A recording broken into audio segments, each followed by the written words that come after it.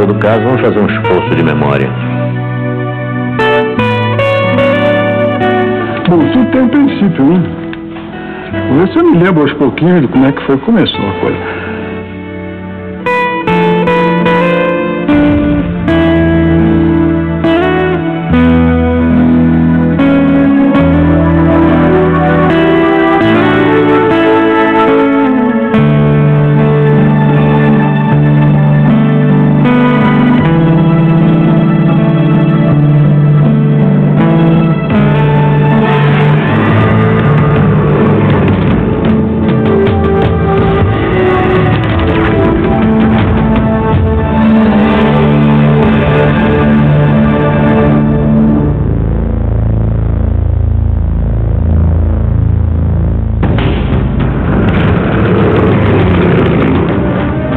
Em 1942, a dura realidade da guerra na Europa se mostra para os brasileiros como acontecimentos de uma terra distante. Fatos acompanhados pelas rádios e jornais da época. A juventude que ingressava na escola militar tinha apenas um sentimento no peito: concretizar a tão sonhada carreira. Jovens em cujos corações cresceriam sentimentos de revolta, detonados principalmente por uma série de acontecimentos ocorridos na costa brasileira. Houve uma sucessão de torpedeamentos de navios nossos. E o povo nas ruas exigia uma reparação a essa agressão totalmente descabida, com perdas inúmeras de vidas valiosas, vidas brasileiras.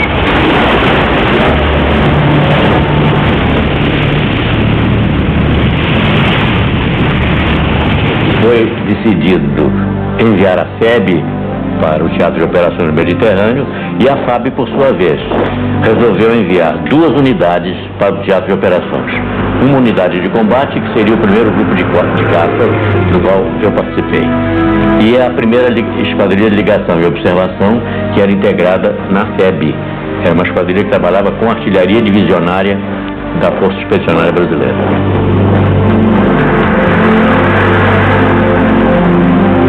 Foi criado o grupo de caça em 18 de dezembro de 43. Entre os voluntários no grupo para comandar a unidade, os mais cotados foram o brigadeiro Nero Moura, que era Major Nero Moura, e o Major José Vicente Faria Lima. Na disputa entre os dois, o Faria Lima chegou a dizer para o ministro Salgado Filho o seguinte: olha,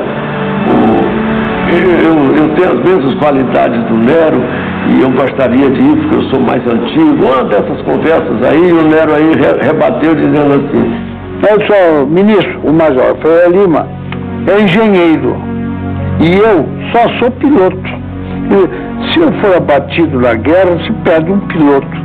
Você ele é tão piloto quanto eu. Mas se ele for abatido, vão perder um piloto e é um engenheiro.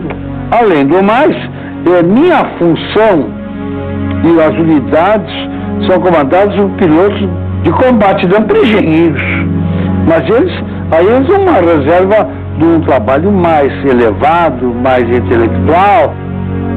E o grupo de caça foi ter que ser trabalhado aqui. Para isso, o brigadeiro Nero Moura foi logo nomeado, ele era major, foi nomeado comandante do grupo, e como comandante do grupo, ele optou por um voluntariado.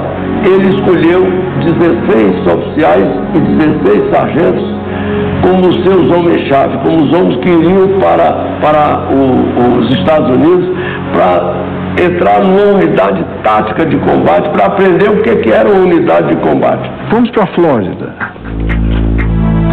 para Orlando, onde fomos treinados por pilotos americanos e ingleses. Eu fui nomeado para ser oficial de ligação do primeiro grupo de caça e fui mandado para Orlando. Ali é que eu já tomei o primeiro contato com o primeiro grupo de caça como tal. Nenhum outro país latino-americano mandou tropas para a Segunda Guerra Mundial nesta fase de operações. As minhas instruções de Washington, do Pentágono, eram que o primeiro grupo de caça tinha que ser um sucesso. E se qualquer um no teatro de operações, mesmo que fosse o comandante do teatro, criasse obstáculos, eu entraria em contato direto com o Pentágono, que eles resolveriam o caso. Terminada a etapa de treinamento em Orlando, os 32 homens-chave partiram para o Panamá. Um lugarzinho chamado Água Dulce, que nem tinha água nem era dulce, que era um lugar muito seco e árido, mas chamava Água Dulce. Lá nos encontramos com o resto do grupo todo, creio que uns 400 homens que tinham ido diretamente do Brasil para lá, para encontrar conosco. Aí então já se sabia que se ia para a Itália, que era um grupo de aviação de caça e que ia fazer parte de um esquadrão americano, do grupo americano, que nós chamávamos de grupo, mas nos Estados Unidos era esquadrão. Íamos fazer parte de um grupo americano e lutar junto com eles lá. O nosso treinamento foi excepcional, porque tivemos um coronel This Way, que era rigoroso no voo e disciplina. Ele nunca perdeu a oportunidade de nos parar assim, num momento qualquer que a gente começava a afrouxar e dizer assim: lembram, os senhores estão treinando para o combate. Essa é a última chance que os senhores têm. Vamos prestar atenção e vamos levar isso a sério. Quando a gente começava a correr um risco, outro, a fazer uma coisa uma manobra que fosse arriscada, que não estava previsto, ele dizia assim: eu não quero aqui ninguém morto, porque morto dá trabalho. Tem que arranjar pelotão para dar tiro, toque de silêncio, enterrar e cerimônia fúnebre. Eu não quero ser testemunha de cerimônia fúnebre de ninguém aqui, nenhum brasileiro.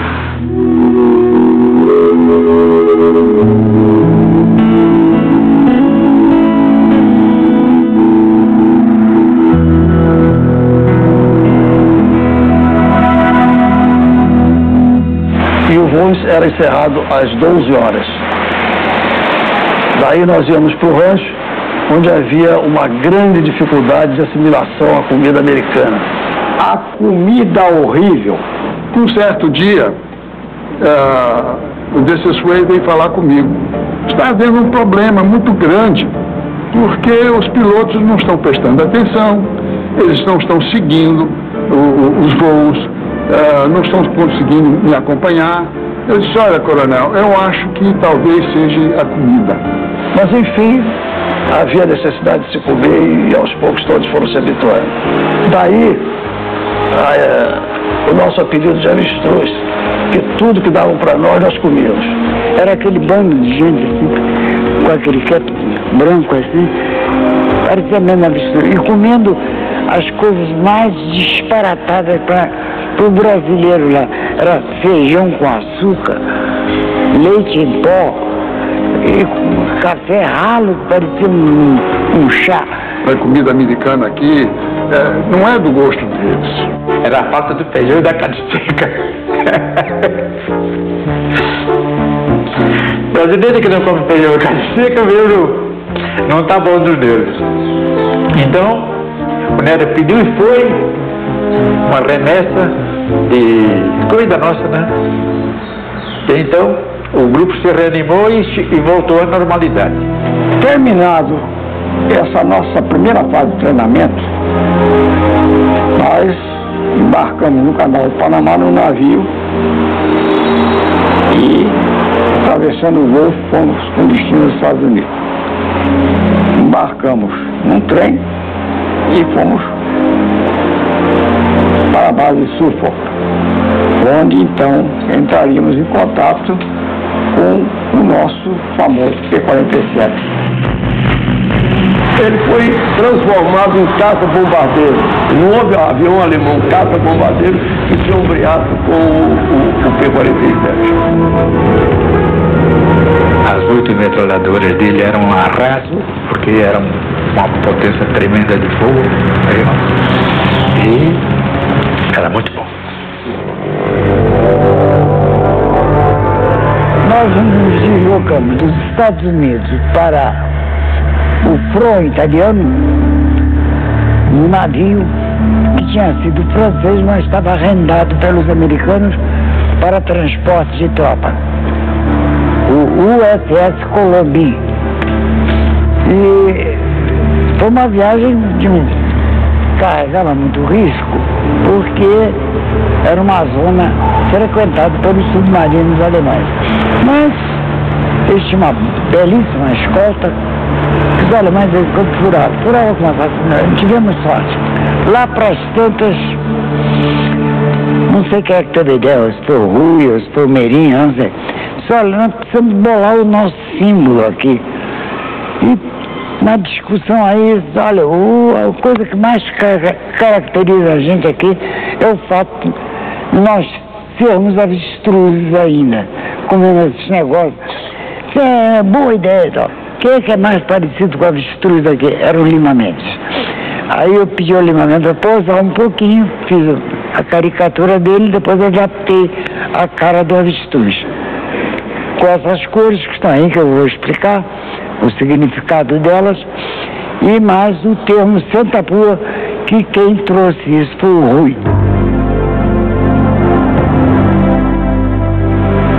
Então eu desenhei as cores que todo mundo conhece. Isso aqui é uma nuvem. Ali o avestruz trepado na nuvem, que é o chão do avião. O vermelho ali é o céu de guerra. O escudo é a bandeira brasileira, é o escudo do Cruzeiro do Sul. Armei com uma pistola, que era o tiro. Eu botei o cap, né? Aquele cap. E depois que nós entramos em combate e que começamos a levar tiros dos alemães lá, fizemos mais aquele flaco estourando ali. É isso aí, a história do Santa Pua. É muito simples. Simples. E eu acho que engraçada também, né?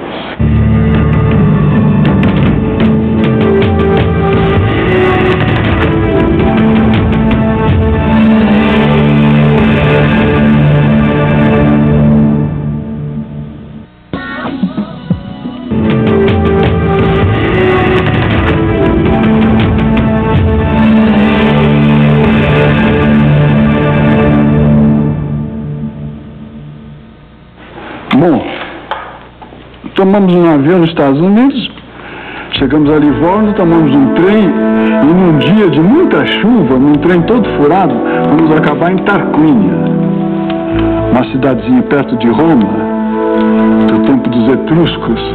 Em Tarquínia, a área a nós destinada já estava pronta, as barracas montadas, era uma ala num lugar sujeito a alagar, a época era de chuva, lama. Nós olhamos, mas como é que nós vamos acampar ali? Conclusão, eles nos deram uma lagoa. Bom, então o que aconteceu? Aconteceu que nós armamos as barracas dentro da água mesmo, né?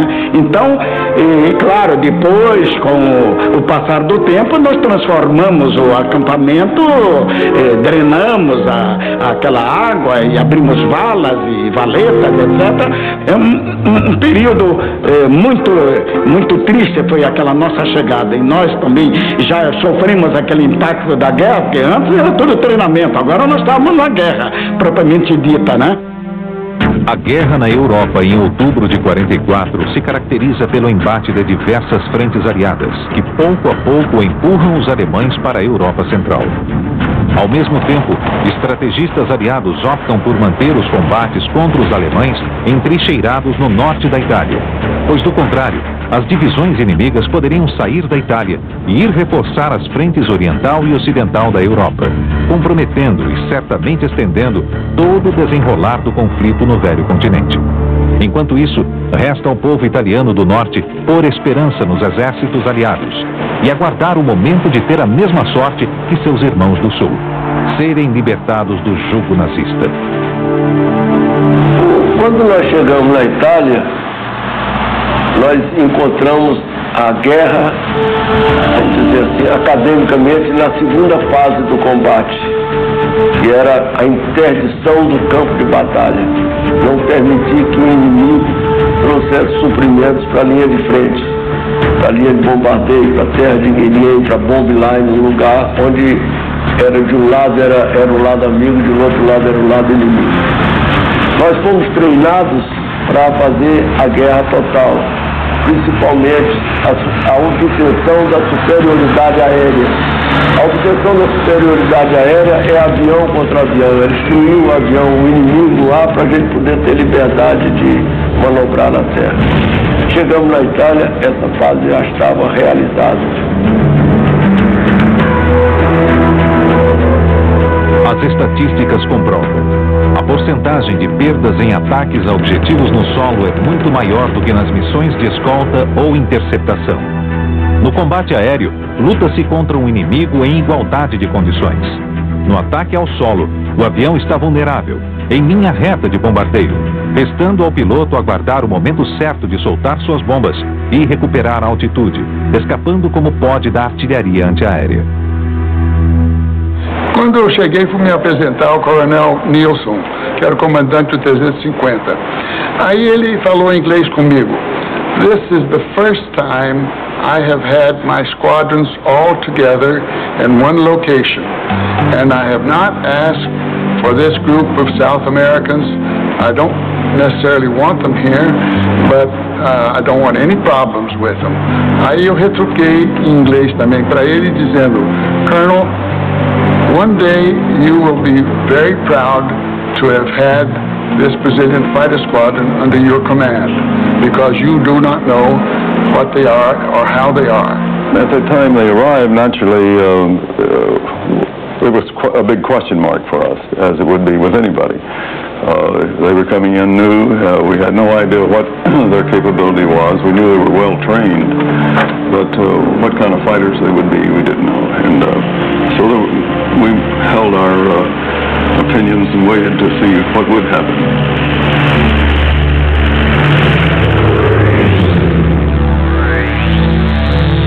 Nós fizemos a primeira missão sempre dentro de uma esquadrilha americana, porque não era interessante botar os 4 pilotos novos fazendo uma primeira missão, porque não se podia saber imaginar qual seria a reação dos 4 vendo aquele fogo pela primeira vez.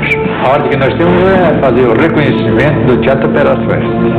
Acho que eu fui um dos primeiros a voar, não me lembro se teve alguém antes de mim não, mas eu sei que eu fui dos primeiros a voar. E aí foi um espetáculo para mim, porque as luzes incandescentes tomaram conta do meu do céu, eram astrastantes, né? Eu pensava assim, Gilberto, entre esse aqui e o outro lá, tem mais 4 balas que estão no meio aí, entendeu? E me acertaram. Acertaram 2 balas, entendi, no meu avião. E eu posso dizer que não posso me esquecer dessa missão. É natural, né? A primeira missão é o batismo de fogo, como se diz.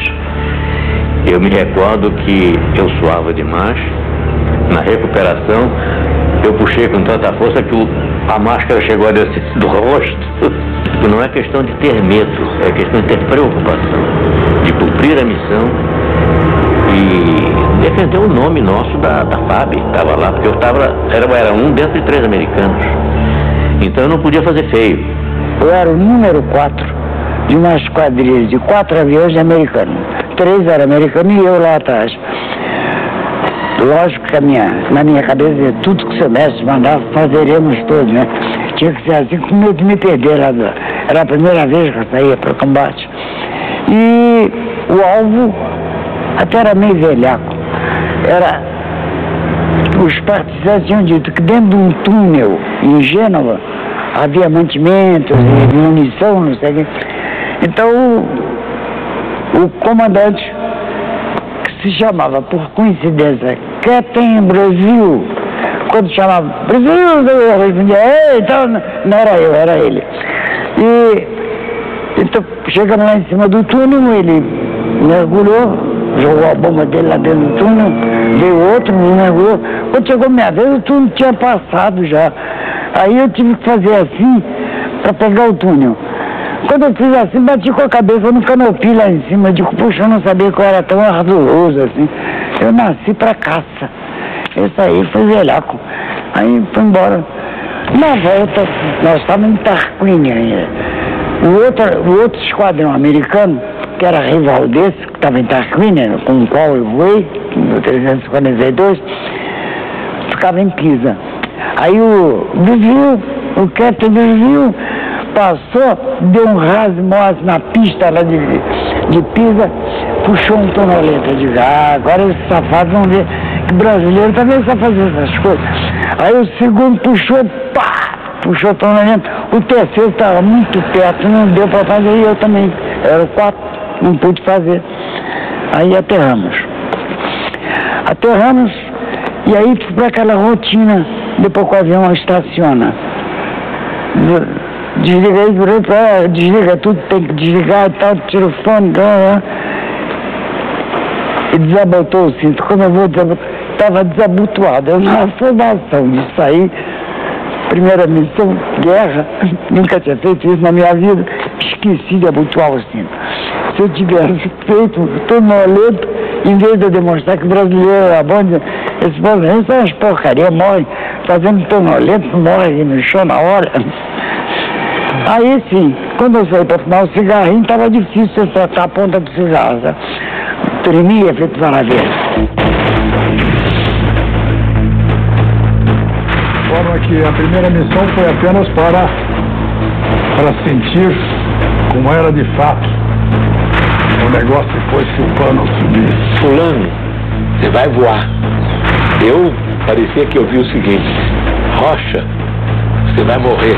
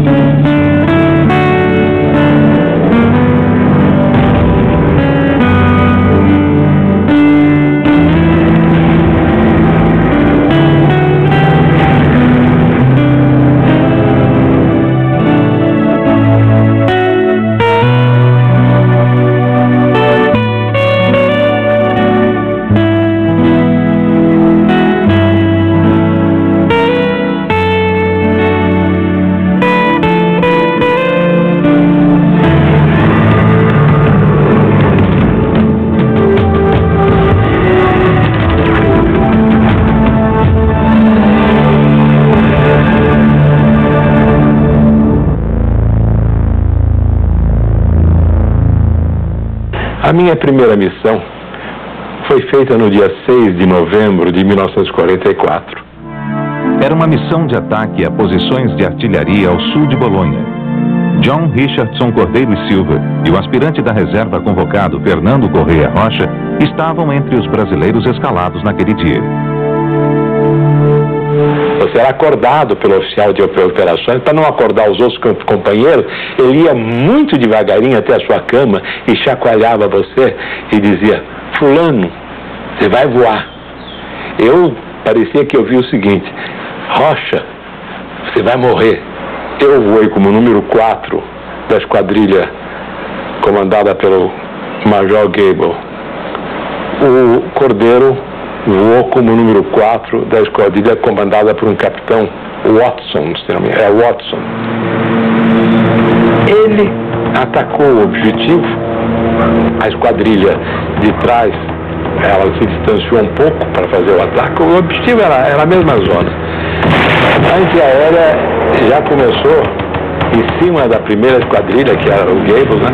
Eu, quando mergulhei, era o número 4, eu mergulhei e soltei minhas bombas, e até hoje eu estou para saber onde é que foram as bombas. Na recuperação, a esquadrilha, que eu era o número 4, não recuperou para o alto, mas quase que colou no solo e começou a pegar alvos logo ali perto de Bolonha. E eu fui seguindo, atirando no que eles atiravam, né? Sem ter muita noção daquilo que eu estava fazendo, né? Logo em seguida, pelo rádio eu ouvi a seguinte conversa: ele já foi, he's gone. E aí um perguntava, who is gone? Aí a outra voz respondia, I think that was the Brazilian. Eu acho que foi o brasileiro. Aquilo na minha mente foi como se tivesse uma coisa assim, estourado uma bomba dentro de mim. E eu então, quando eu vi it was the Brazilian, como éramos dois brasileiros, eu até tive instintivamente uma reação de me apertar. Eu estou vivo. Então foi o Cordeiro que morreu. O Cordeiro foi abatido. Eu era do C5. O assistente do mecânico, quando viu que o avião não regressou, chorava feito criança. Então, para ver a emoção que tinha os mecânicos na esperança do regresso do seu piloto e do seu avião. Bom, morreu o Cordeiro, demos um adeus para ele, tomamos um pilepe de vermute, que era a bebida que nós tínhamos no acampamento, sentimos a morte dele, cantando, brincando, como ele representou para nós, porque ele foi no Panamá, foi nos Estados Unidos e estava sendo do grupo. De forma que a primeira missão foi apenas para sentir como era de fato o negócio depois que o pano subisse. Que não era mais conversa nem briefing, era para valer.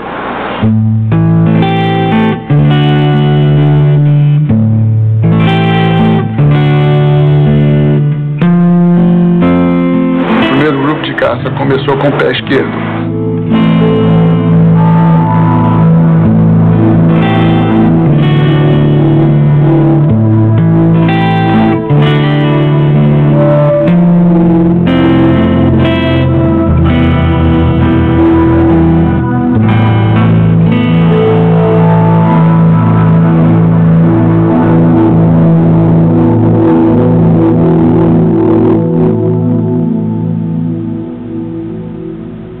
Aí eu suponho que o coronel deve pensar, meu Deus do céu, o que foi que veio cair aqui para cima de mim? Em todo caso, começamos a voar. Começamos a chegar e dizer, destruímos isso, bombardeamos isso, acertamos esse alvo. E o americano começou a perguntar, ué, essa turma que chegou agora já está fazendo isso tudo e a nossa aviação não está fazendo nem metade disso? Como é que pode?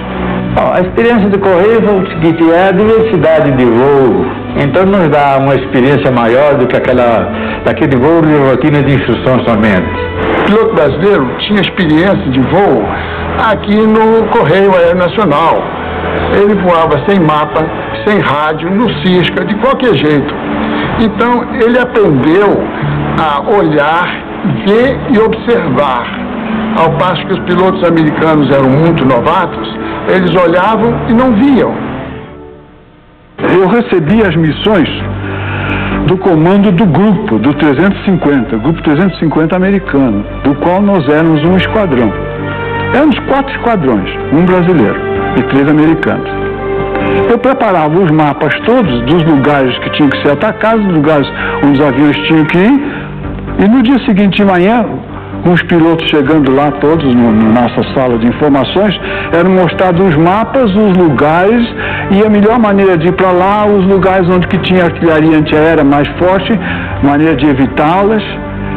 E passava depois para o capitão Pamplona, que dizia o que ia ser feito, quantos ataques ia ser feito, por onde ia ser feitos os ataques, etc.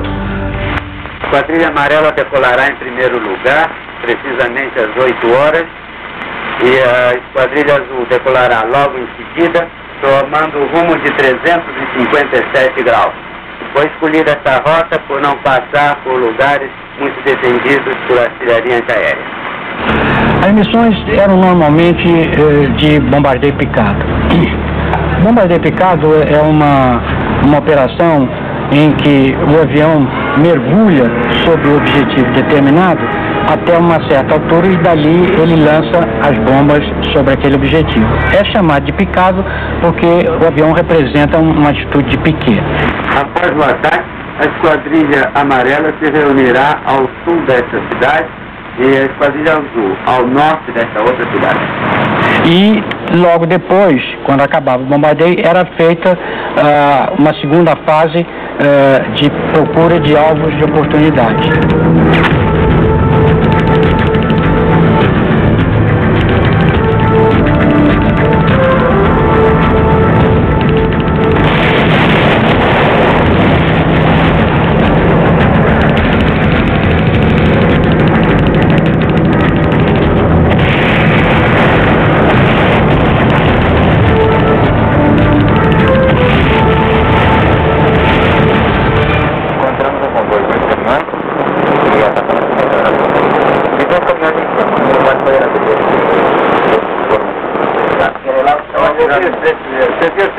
Realmente, dois impactos na ponte, um nesse lado da estrada, lado norte, e o outro lado sul.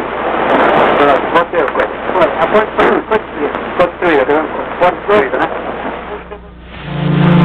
Nós movemos o grupo inteiro no mês de dezembro para Pisa, que era praticamente encostado na linha gótica, encostado nos Apeninos.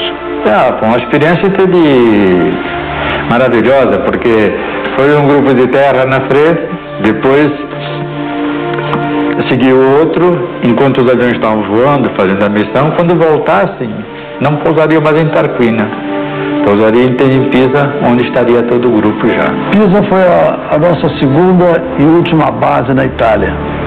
Depois de passarmos 2 meses em um acampamento, dormindo em barracas de lona, com maior desconforto, chegamos numa cidade que tinha sido bombardeada, não totalmente, apenas em alguns locais. Encontramos um conforto relativo. Ficamos hospedados ao antigo albergue Netuno. Era um prédio de esquina com 5 andares, sendo que uma parte estava um pouco afetada por estilhaços de bombardeio. Dali nós partimos para as nossas missões e também para as nossas aventuras, porque afinal nós estávamos numa cidade, nós tínhamos convívio com a população e fomos logo muito bem recebidos. E confraternizávamos com os italianos, jogávamos basquetebol, futebol. Era uma vida relativamente, vamos dizer assim, boa, mas tinha as missões que não eram assim. Cada dia eram mais duras. A antiaérea alemã cada dia mais forte.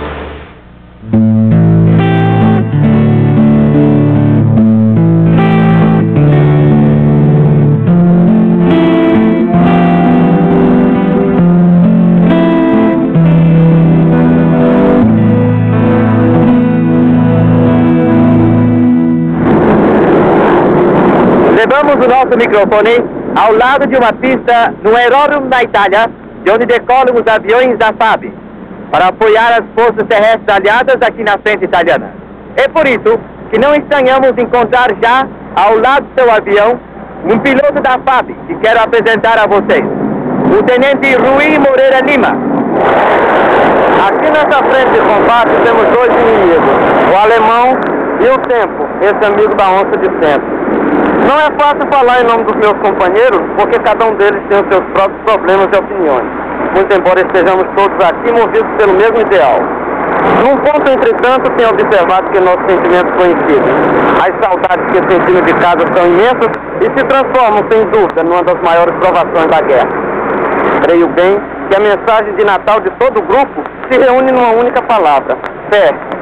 Fé na vitória dos princípios que defendemos. Fé na força e sinceridade dos nossos sentimentos. Fé na felicidade que o futuro nos reserva.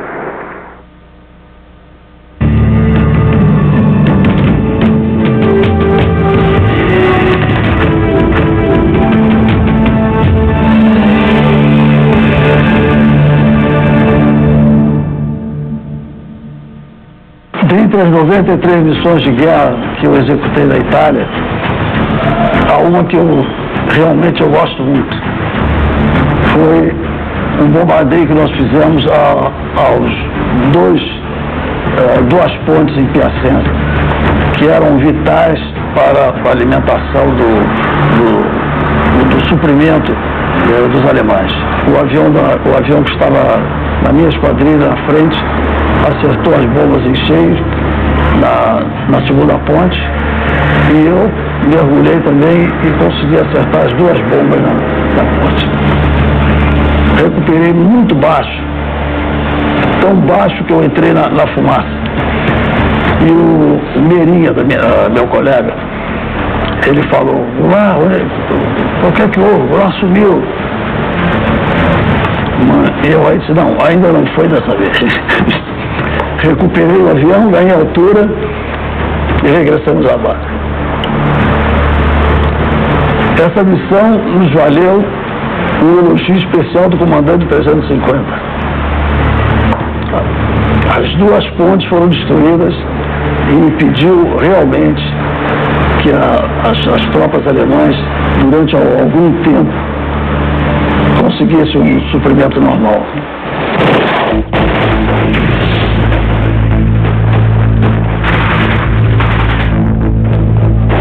E eu me recordo de uma missão que nós realizamos em Monte Castelo. A FEB fez 3 tentativas para subir lá, tomar conta do morro, do Monte Castelo, e numa dessas missões nós fizemos com bomba incendiária. A esquadrilha era comandada pelo Lagares, eu era o número 3 dele. E eu me recordo que em cima do morro as trincheiras estavam todas feitas, o que dificultava justamente a subida da tropa brasileira. Eles estavam a cavaleiro da situação e qualquer brasileiro que pusesse a cabeça de fora, eles metralhavam lá de cima. Então era imprescindível que essas trincheiras perdessem a sua ação, ficassem inativas. E coube ao Lagares comandar essa missão, da qual eu fazia parte. E com bombas incendiárias nós fomos atacar essas trincheiras. E nós vimos então os soldados saindo para se proteger do fogo, porque senão eles pegariam fogo junto com o armamento que nós havíamos lançado. E essas trincheiras nós conseguimos desativá-las todas nesse ataque. Então a FEB conseguiu subir.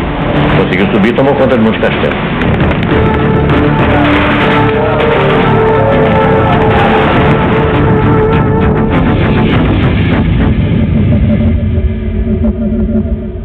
Objetivo de todo jeito, todos nós. Não é vantagem nem desvantagem. Aconteceu com todos nós. Não é mais coragem nem menos coragem. São ossos do ofício. Entende? No início, os pilotos mandavam a gente fazer muito zigue-zague para evitar antiaérea. Depois a experiência vem e a gente verificava que o projetil do chão para 12 mil pés levava mais ou menos 10 segundos. Então, a gente ficava na reta e contava 1001, 1002, 1003, quando chegava a 1008 mudava de rumo. E normalmente a antiaérea explodia ali e não acertava. Quer dizer, o 88 realmente só nos acertava numa casualidade ou num tiro de sorte. E a gente ia assim até atingir o objetivo. Se o objetivo tivesse descoberto, então o comandante da esquadrilha mandava tomar posição de mergulho, quer dizer, as esquadrilhas ficavam uma ao lado da outra e era então iniciado o mergulho individual. Cada um mergulhava e fazia a sua pontaria, soltava as bombas e já tinha uma certa instrução se a recuperação seria pela direita ou pela esquerda. Este era o momento que a gente podia ser atingido. porque eles tentavam de 40 milímetros e do 20 milímetros eles não atiravam propriamente no avião, eles atiravam com espoletas para explodir numa determinada altitude. Então aquilo formava um prato de explosões em que o avião tinha que passar através dele, porque a gente ia mais baixo do que 5.000 pés para lançar a bomba. Cada um levava lá a sua, ou escapava, ou pegava a pequena, mas de uma maneira geral eles acabavam acertando alguém. O que se fazia sempre era colar no chão. Veja bem, as armas antiaéreas estão sempre em pontos altos, torres de igreja, colinas, essa coisa. Então, se você colar no chão, mas colar de cortar grama, eles param de atirar, porque eles atirariam neles próprios.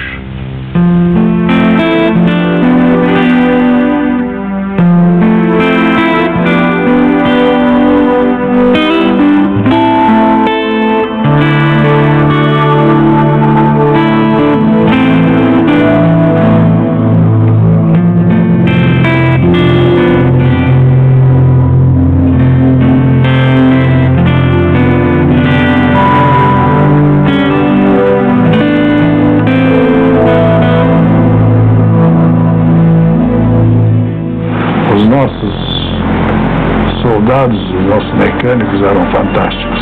E levava 3 dias a manutenção. Pois bem, sabe quanto tempo nós fazíamos? Numa noite. Agora, como? Pode fazer. Por quê? Levava 3 dias, que era o mecânico e o assistente que fazia a inspeção. Entretanto, quando nós veio para o hangar, todos aqueles elementos mecânicos do grupo, por exemplo, do Fight C, todos iam ajudar. Lá, uma bela tarde, tive uma comissão de inspetores americanos examinando os meus aviões. Eu era chefe de uma esquadrilha, a esquadrilha C, e havia um livro para reportagem dos defeitos apresentados nos porta-bombas e nas metralhadoras. Pois bem, um dia essa comissão me apareceu lá e começou a me olhar e sem conversar comigo, olhar o avião e ver o nosso trabalho. Depois de algum tempo, o avião saiu da missão e então o chefe da comissão veio falar comigo. O senhor é o chefe da equipe? Eu disse, sou. Por que o senhor não anota defeitos apresentados no material de armamento? Eu disse, por quê?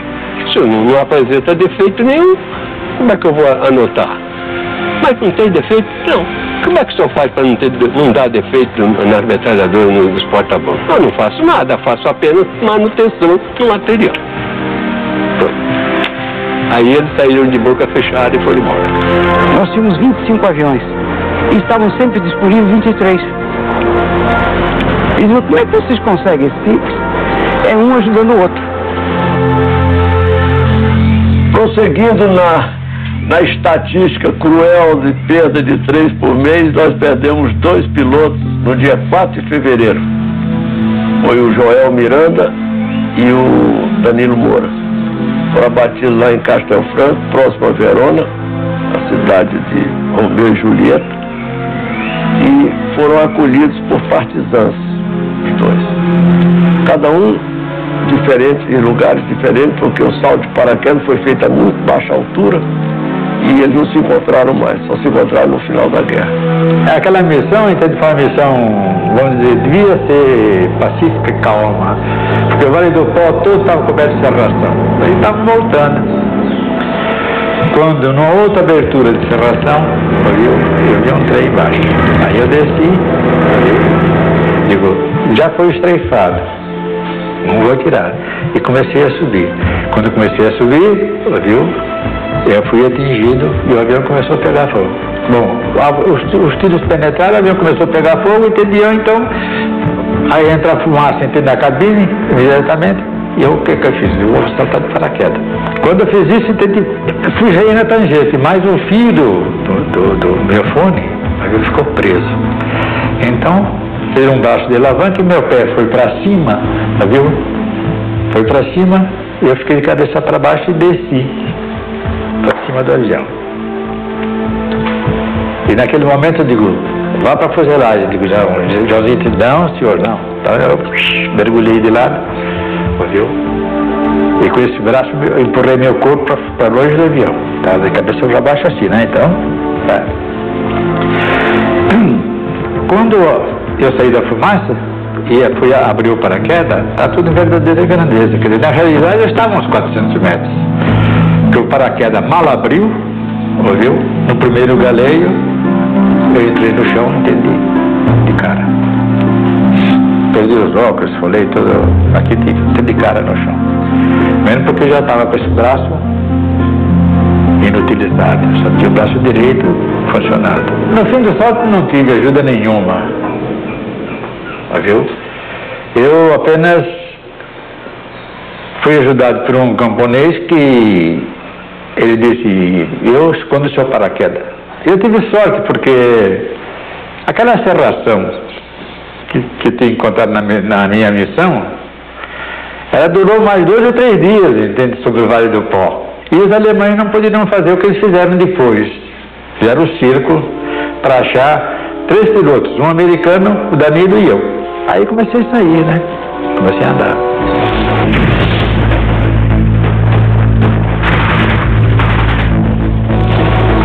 No fim de algum tempo, que eu cheguei na casa de uma mulher, bati, né? E disse era água. Ela olhou para mim, fechou a porta e ia. Começou a sair fogo do escapamento de supercharge que fica na parte posterior, que o piloto não vê. E eu fiquei naquele drama de consciência do que fazer, porque eu raciocinava, se eu disser que está saindo fogo, ele vai saltar.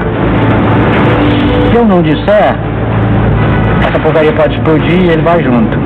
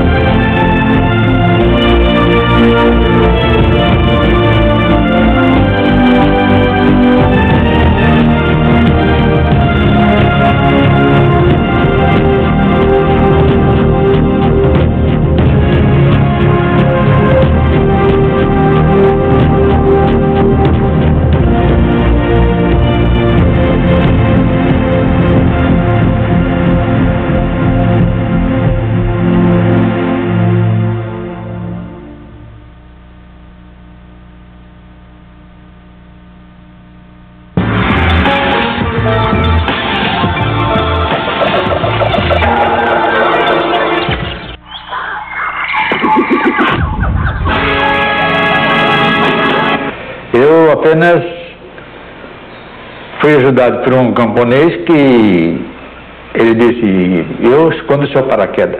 Eu tive sorte porque aquela serração que tinha encontrado na minha missão, ela durou mais 2 ou 3 dias, entende, sobre o Vale do Pó. E os alemães não poderiam fazer o que eles fizeram depois. Fizeram o circo para achar 3 pilotos, um americano, o Danilo e eu. Aí comecei a sair, né? Comecei a andar. No fim de algum tempo, que eu cheguei na casa de uma mulher, bati, né? E disse era água. Ela olhou para mim, fechou a porta e ia, né? Eu continuei andando mais um pouco. Uns 100 metros depois, entendeu mais, eu não posso avaliar, foi um menino, né? 12 anos, mais ou menos. E ele olhou para mim assim, eu disse, ei, bambino. Eu disse, quero água, disse para ele. Ele disse, vem comigo. Aí eu lembrei que as instruções Ouviu? Era que os partisanos, quando ajudavam, eram por intermédio de uma criança. Igual. Fazer a coisa com o figurino, né? Então, quando tinha 10. Ele me levou na casa dos pais dele. E então, quando o pai chegou, ouviu, podia ser 10, 11 horas da noite, não sei, não lembro. Ele conversou comigo. Ele disse, então eu vou buscar um inglês que está foragido aqui nessa região para poder tirar você daqui. Ele já está cansado de beber vinho, acho que tá ficando de pileque quando chegou o cara, né? E disse, o inglês está aí fora. Bom, tá na esquina do lado de fora da casa. Eu peguei minha pistola, armei, saí. Andei, cheguei até perto de um vulto, né? Até perto do vulto aí uns 2 metros, mais ou menos. Eu digo, você que é o inglês? E ele me respondeu, não, sou soldado do 8º Exército. E estou aqui já desde 1942. Digo, mas você não é inglês. Sua pronúncia não é de inglês. Não, estou sul-africana. Tá bom. Eu disse, meu nome é Steve Grove. Tá bom. Aí, ficamos conhecendo. Me apresentei, tudo certo. Foi com a ajuda de Steve Grove que Joel Miranda conseguiu ser examinado por um médico italiano chamado Tino Giotto. Joel, no salto, fraturara o ombro, além de ter torcido o tornozelo. Ir ao hospital de Campo Sampiero era sua única esperança. Mas tinha uma dificuldade, que o Tino, italiano, ele não andava lá, quer dizer, ele trabalhava lá, mas a direção não era dele, era só de oficiais alemães, médicos, né? Então, como é que eu ia utilizar o equipamento de raio-x, sem que o alemão soubesse? Então, as freiras inventaram o seguinte, vamos fazer homenagem a ele, Américo Alemão. Nessa homenagem tem que durar 1 hora. Que era tempo de eu entrar, fazer as radiografias e sair. Entendeu? E assim foi feito. Mas acontece que, não sei se um defeito qualquer lá, a radioscopia não deu certo. Então ele teria que fazer a radiografia mesmo, entende? Aí então 10 dias depois tem que voltar lá. Aí já está ficando mais ambientado, porque quando eu entrei lá a primeira vez, né, passei pela guarda do QG, viu? Olhei assim, eu falei, puxa, eu não devia ter vindo aqui, né? Porque aqui é a boca do lobo, né? É a toca do lobo, né? Mas, tudo bom. E pela segunda vez já estava sem vergonha, então pude fazer as coisas com mais naturalidade, entende? Tudo isso. E a radiografia então mostrou exatamente a fratura da cabeça do homem, aquele negócio tudo, e o caminho que ele devia fazer para consertar meu braço. Eu estava com 20 dias de engessado, quando os alemães começaram a se retirar, então a cercar uma porção de coisas lá. Então eu tive que retirar, entendeu, o gesso, viu? Porque se me encontrasse engessado, sabia que o médico tinha feito. Então eles iam atrás do médico que tinham feito, né? Certo? Então, tiraram fora. Quando os alemães começaram a passar, viu? Eu disse para ele, disse assim, Steve, tem aqui a minha pistola 45, só não pense em munição, tem 6 tiros e você pode usar um na agulha, é o 7º tiro. Ele disse, não, você é oficial, entendeu? Eu não posso pegar, mas eu levo, eu não vou utilizar mesmo. Com o braço com motor aqui, não vou fazer nada aí, entende? Mas acompanhava os partisanos atacando as tropas dos alemães, né? E o Steve, juntamente com outro, que era o chefe dos partisanos, entende? Que era o chefe da estação de lá, viu? É que comandava os ataques às tropas, né? E foi numa dessas que pegaram o Steve, né? Aí um capitão da SS olhou para ele e disse assim, você é inglês, né? Você é meu. Deu 2 tiros nele. Por aqui.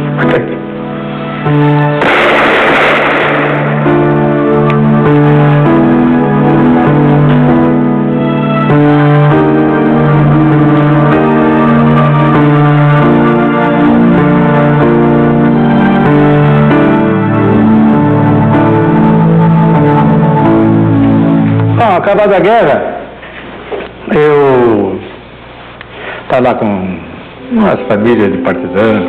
Nós voltamos para a base. Voltando para a base, eu fui lá no Serviço Secreto Inglês, né? Assinei um documento lá, dizendo que não divulgaria nomes nem datas das pessoas todas, né? Que me ajudaram. Danilo Marques Moura decolou como ala de Joel Miranda para atacar uma ponte ferroviária e encontrou forte barragem de antiaérea. Atingido junto com seu líder, Danilo saltou de paraquedas e iniciou uma incrível jornada a pé pela Itália ocupada. Fez tudo errado com relação àquilo que nós havíamos ensinado em informações. Tudo que se havia dito, não faça isso, não faça isso, não faça aquilo, ele fez tudo ao contrário. E chegou às linhas amigas e se salvou. Ele, quando contou essa história, e nós todos ouvindo essa história enquanto Danilo, magro, 10 quilos mais magro, 10 quilos que emagreceu em um mês, ele desmilinguiu-se. Nessa época nós tínhamos recebido no Teatro Municipal de Pisa, que os americanos mudaram o nome para o Teatro Thunderbolt, nós recebemos a Real Ópera de Roma. Nós ouvimos essa história e eram de tal maneira fantástica, que nós então, olhando um para o outro, dissemos, isso vale uma ópera. Vamos fazer uma ópera, vamos. Quem era o cara que tinha capacidade para fazer isso? Perdigão. E fizemos uma ópera em 5 atos. A Fuga de Danilo Moura. É claro, influenciado por aquelas áreas e aquela coisa toda que ainda estavam nos nossos ouvidos, né? E aí juntamos, primeiramente, Perdigão, que fez grande parte do libreto da ópera, Luiz Felipe Perdigão, o Rui Moreira Lima e eu, a parte musical. E nessa escapada, nessa fuga, ele cometeu tudo que contraria todas as regras de fuga que existiam. Mas fez isso conscientemente. E às vezes o sujeito brinca, pô, o Danilo era errado, foi fazer... Não, senhor, ele foi muito ladino, ele foi muito esperto. Aviatori que faz bombardamento, matando gente, trazendo luto. Adesso sia paracaduto, ma gli italiani tem bom sentimento. Aí ele partiu, em vez de ir pelas estradas vicinais ou pelos campos, ele saiu pelas estradas principais, pedindo cigarro para alemão, procurando as casas bem sucedidas. E ele então pedia água. Então pedia: per piacere, voglio un bicchierino di acqua o vino, sono sfolato per la guerra. Dal bombardamento de un'altra terra. Ele fazia isso porque a figura dele estava de fato deplorável. Ele estava machucado, estava ferido, qualquer pessoa teria pena. Ele contava uma história de cobertura dessa, mais por gestos do que por palavras, que ele estava com a boca muito inchada. E alguns italianos o acolhiam sem a carteira de identidade, outros não aceitavam a história dele, brigavam com ele: não, tá fora daqui, eu não quero via. Então na ópera nós fizemos isso mais ou menos da seguinte maneira: a pessoa que ele se aproxima na casa pergunta da carteira de identidade e ele diz que não tem carteira, e aí, então ele responde: senza carteira che si può fare, buonasera, andare, andare, se io vedere per piacere, senza portare una carteira, só buonasera, e bum, bate a porta na casa dele. E lá vai ele de novo, naquela caminhada em direção ao sul, que é a nossa base, né? Passando por coisas incríveis.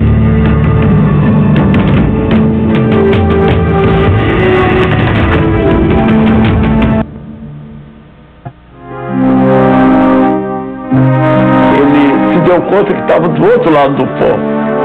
Aí, puxa, como é que eu vou atravessar? E fez 4 tentativas para atravessar o pó. Nesses 4 locais, ele não tinha um passe.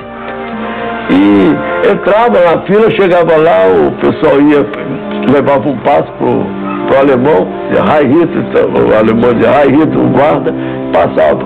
E ele só chegava lá de High Hitler e voltava para trás, porque ele não tinha passe. Escondido num monte de feno por um italiano, Danilo esperou 3 dias até que o passe para a travessia fosse arranjado. Mas ele ainda precisaria de mais um favor dos italianos. Quando atravessou o rio, ele pediu a bicicleta do italiano. Depois, esse é meu instrumento de lavoura, eu trabalho com isso, tá? Mas, poxa, estou cansado, olha aí como é que eu estou. Ele estava realmente, ele perdeu 19 ou 20 quilos naquela travessia, com muita fome. Aí o Seito emprestou a bicicleta para ele. No final da guerra, ele deu uma bicicleta nova lá para o italiano, deu dinheiro, levou mantimentos. Ele, 6 dias depois de Sassuolo, ele chegou em Pisa. E a chegada foi sensacional. Esse reencontro para o comandante Nero Moura foi pessoalmente especial. Eu estava em operações, aí entra o Nero Moura, nosso comandante, com um lenço branco no pescoço, aí diz assim: Osias, sabe quem está aí? Eu digo: não. Meu irmão Danilo está aí. Pela primeira vez eu o vi vibrando, mas vibrando de alegria. Seu nome é Danilo de Moura. Seu posto é 2º tenente. DO é 345. E agora, me conte toda a sua história. Não conto, nem posso contar. Porque, meu amigo, perdeste a memória. Não é isso, Miranda diz para eu não falar. Uno brasiliano aviatore para caduto. Assis, outro piloto abatido do grupo, estava voando numa missão de bombardeio em 21 de janeiro de 45. O alvo, um depósito de combustíveis nos subúrbios de Piacenza. Seu ala na missão era o tenente Meira.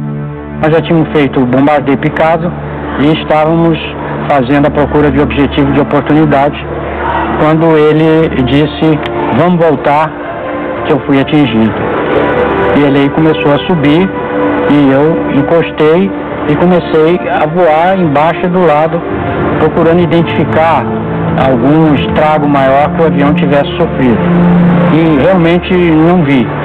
Aí disse a ele: olha, Assis, não consigo ver nada que demonstre assim alguma coisa maior. Ele disse: não, mas eu estou voando segurando com as 2 mãos. Tá muito difícil comandar o avião, alguma coisa deve ter acontecido. Mais ou menos faltando uns 5 minutos para cruzar a linha de frente, começou a sair fogo do escapamento de supercharga que fica na parte posterior, que o piloto não vê. E eu fiquei naquele drama de consciência do que fazer, porque eu raciocinava: se eu disser que está saindo fogo, ele vai saltar. Se eu não disser, essa porcaria pode explodir e ele vai junto. Aí eu resolvi falar e disse para ele: assim, está saindo fogo no supercharger. Ele saiu, eu vou saltar. Aí começou os preparativos, jogou fora o canopi, desligou o oxigênio, aí desligou os fones, e nesse momento o fogo parou.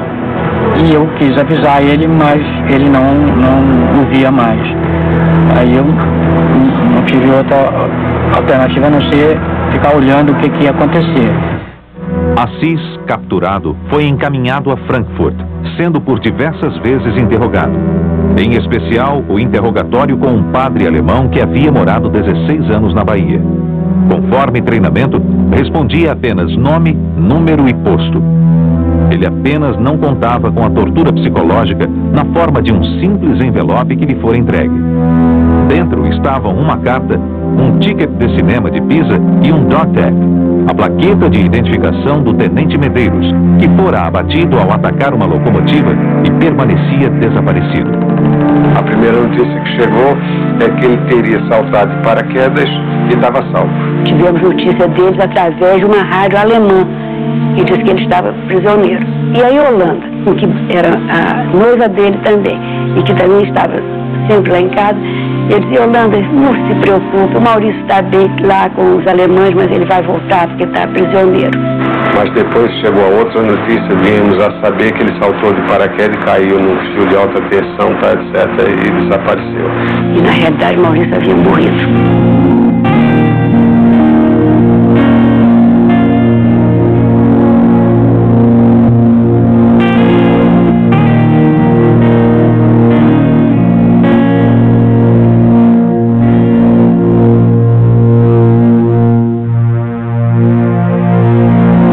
Em 18 de fevereiro de 45, Assis foi levado com mais 400 prisioneiros para o campo de Nuremberg. Só a 3 de abril de 45 foi que Assis encontrou o também prisioneiro Otton Correia Neto. Ao nos avistarmos, cumprimentamos, essa coisa toda, ele perguntou pelos companheiros como é que estava a situação, como é que estava o Meira, como é que estão os amigões dele, né? Mais íntimos. Esquecendo até meu nome. Aí eu notei que ele estava atacado de alguma coisa, né? Porque estava sangrando as gengivas e era uma avitaminose, em consequência já do seu mês e pouco de prisioneiro antes de mim. Correia Neto fora abatido ao experimentar foguetes de 105 milímetros pela primeira vez dentro do grupo de caça. Ao pedir autorização para experimentar os foguetes na nossa base, eu recebi a negativa interessante do comando americano que eu experimentasse no inimigo. Não tinha foguete para experimentar aqui não, tinha que se experimentar no inimigo. A minha dúvida era o seguinte, que como eu hoje sei, depois da experiência, que o alcance do foguete para você chegar, a distância é boa, essa distância é muito próxima. Ao atirar 1, 2, 3 vezes, eu fui atingido antes. Levei um tranco no motor e parou de estalo. Fez aquele silêncio e eu só tive a solução de recuperar o avião numa posição de fugir do tiro e lá em cima jogar fora o canopy, aqueles elementos que me seguravam no avião, e levar o avião para frente, saltando depois da recuperação. Uma sensação naturalmente violenta, mas de tem que fugir, tem que escapar dessa maneira. Saltei do avião e o resto foi esperar a queda do avião, que eu não vi mais, e retardar a abertura do paraquedas para evitar ser aprisionado rapidamente, enfim, seguir as instruções que foram muito bem dadas e repetidas durante os treinamentos. Finalmente cheguei ao solo e dei um puxão forte e mesmo assim eu caí sentado violentamente sob o calcanhar e no chão. Chegou a turma e um guarda alemão armado me apontando a arma.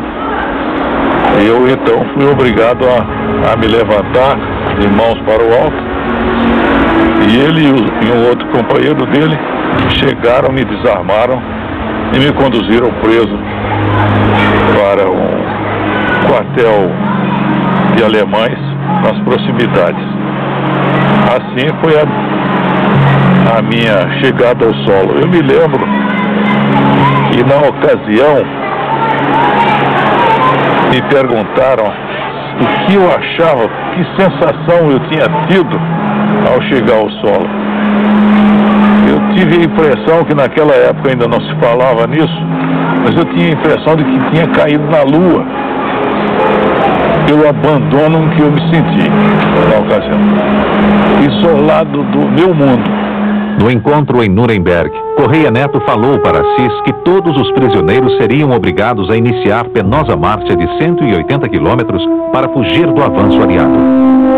Com ele, especificamente, e com o Correia Neto, aconteceu um fato que é proibido pela Convenção de Genebra. Quando as tropas aliadas começaram a chegar, eles evacuaram esse campo para um campo mais à retaguarda, obrigando que os prisioneiros andassem 2 ou 3 dias e noites debaixo de chuva, o que é terminantemente proibido. Foi quando o Eisenhower fez até uma proclamação: se isso acontecesse novamente, eles começariam a matar prisioneiros alemães nos Estados Unidos.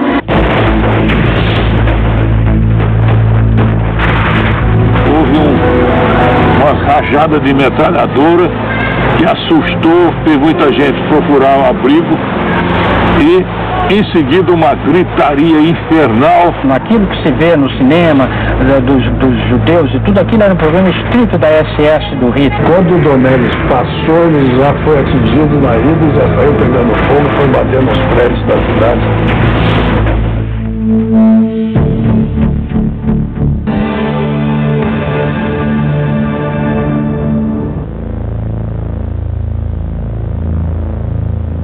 No encontro em Nuremberg, Correia Neto falou para Assis que todos os prisioneiros seriam obrigados a iniciar penosa marcha de 180 quilômetros para fugir do avanço aliado.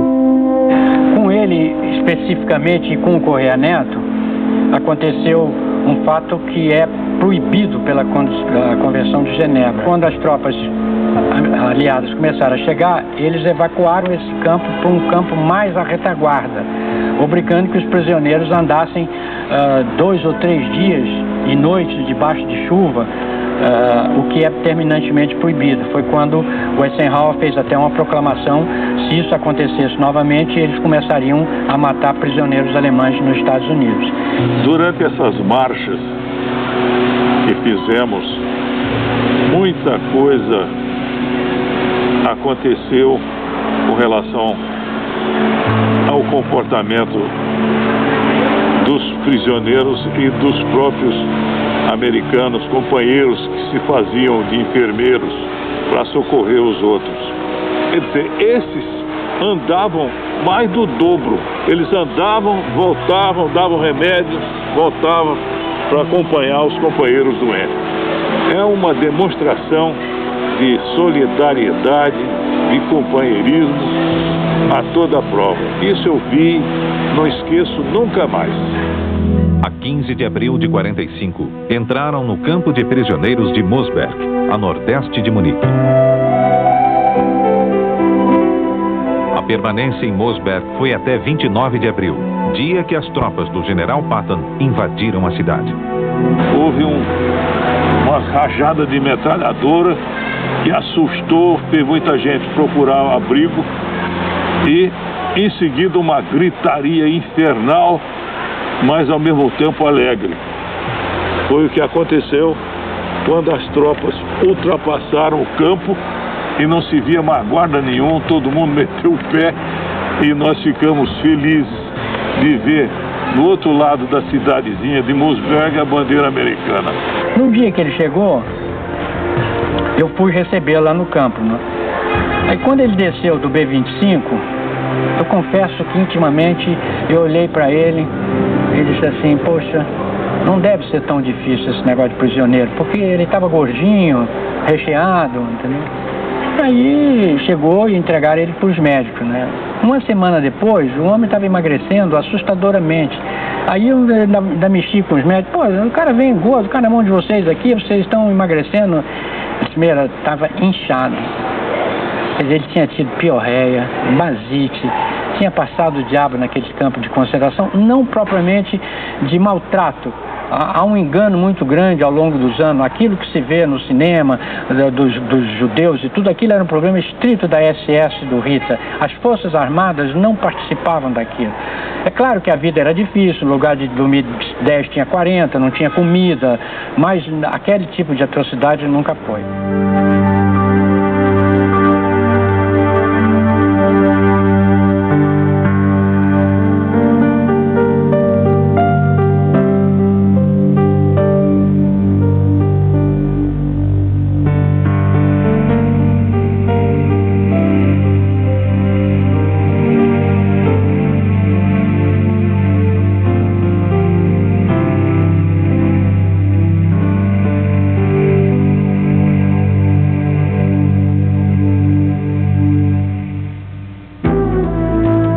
A Esquadrilha Amarela, ela era muito agressiva, muito corajosa. Seus membros eram eles o sistema vamos dizer, de autoestima deles era diferente das outras esquadrilhas. Eles eram tremendamente, vamos dizer, bravos, corajosos, sei lá como é que se chama isso. Então, eles perderam essa esquadrilha toda. Caiu o Joel, caiu o Danilo, caiu o Dornelles, caiu o Medeiros, caiu o Brandini, caiu o Mota Paz. Acabou a esquadrilha, acabou a esquadrilha. Como não tinha piloto de recompletamento, passaram a ter 3 esquadrilhas só. E nós passamos com esses 22 pilotos a voar com 3 esquadrilhas. O problema do recompletamento na Itália vinha se tornando crítico. A perda era na média de 3 pilotos por mês e vinha se acumulando desde o início das operações em novembro de 44. A minha impressão pessoal disso, e pelo que eu vivi posteriormente, é que realmente o Ministério não viveu a situação. Foi criado o grupo de caça, foi mandado e todo mundo ficou esperando. Ninguém tomou uma providência de continuidade da operação. Uma operação de guerra não é uma coisa que a gente decida, entre nela e saia fora. A gente tem que dar uma continuidade, tem que haver suprimento de material e tem que haver ressuprimento de pessoal, que é o recompletamento. Sem isso, a unidade simplesmente para. A minha turma foi a última que terminou o treinamento de P-47 nos Estados Unidos. Quer dizer, a questão pessoal é mais de frustração de não ter conseguido aquilo que desejava. Não veio o recompletamento, nós aí passamos a voar mais. Voando mais, nós nos tornamos veteraníssimos. E no final da guerra, as 2 últimas semanas da guerra, também não é mil planos ser brasileiro, não. Era obrigação nossa. Nós enxergávamos muito mais do que os americanos, que eram rapazes que tinham 250 horas e estavam entrando em combate. Eles não tinham a obrigação de ter aquela experiência que nós tínhamos, e nós tínhamos. Até abril de 45, os alemães estavam localizados na linha gótica. Com a melhoria do tempo, quer dizer, com a primavera, a chegada da primavera em abril, o comando do Teatro Mediterrâneo determinou que fosse desencadeada uma ofensiva contra os alemães, que ficou chamada Ofensiva da Primavera. Já era evidente para todos nós que o final estava muito próximo. Os alemães já estavam na correria, já tinha sido rompida a linha de frente, o americano aprofundava a todo vapor, mesmo largando o alemão para trás. O que ele queria era chegar no Passo do Brenner para fechar a saída, de maneira que a gente contava que estava por poucos dias. Houve a convocação dos comandantes de unidades de caça, lá na sala do 350, do Coronel Nils, que era o nosso comandante operacional, e ele disse o seguinte: olha, nós vamos fazer entre 6 de abril e 29 de abril um esforço máximo. Esse esforço vai constar de 44 sortidas diárias. Virou-se então para o Coronel Nero e disse: olha, Nero, os seus rapazes já chegaram ao limite da resistência humana. Eles não precisam mais fazer esse esforço, inclusive porque vocês só têm 22 pilotos e eu não vou exigir que um piloto de vocês faça 2 ou 3 missões por dia. Aí o Nero respondeu: não, eu não vou. Eu vou, antes de tomar essa decisão, eu vou consultar o meu pessoal, meus rapazes, pessoal de apoio e os pilotos. Nós estávamos ali voluntários e não, brigadeiro coronel, não vai se fechar o grupo, não. Seria uma vergonha para o Brasil se aquele grupo de voluntários fechasse. Por que fechou? Fechou porque não tinha mais voluntário, quando não era verdade. Aqui estava cheio de voluntários. Então, nós topamos. Começamos a ofensiva da primavera, nesse mês de abril. Foi um mês duro para nós, Abel, porque os 3 pilotos da estatística foram perdidos. Foi perdido o Dornelles, morto em combate, o Santos, morto em combate, e o Coelho, prisioneiro de guerra, foi ferido em combate, o Pessoa Ramos. O saltou de paraquedas, um Goulart, em território amigo. Foi uma festa como em termos de esforço de guerra e perigo e baixas. Nós sofremos muitas baixas. Decolamos e já era uma daquelas missões, embora ofensivas, sem alvo predeterminado, porque já era no recuo e na fuga dos alemães. Então o Dornelles decolou, passou sobre La Spezia, porto de La Spezia, e subiu no eixo ferroviário que ia finalmente dar lá em Milão. O Dornelles saiu da esquadrilha, nós estávamos voando baixo porque havia uma cobertura de estratos baixos, saiu da esquadrilha e foi atacar o trem. O número 2 foi atrás dele, eu fui também, e o 4. Mas quando o Dornelles passou, ele já foi atingido na ida e já saiu pegando fogo, foi bater nos prédios da cidade. Logo adiante eu ainda gritei para o número 2, entra sobre outro ângulo, tal coisa, papá, e nós não fomos atingidos. De maneira que foi uma triste fim de guerra para o Dornelles, e nós todos ficamos muito impressionados com aquilo.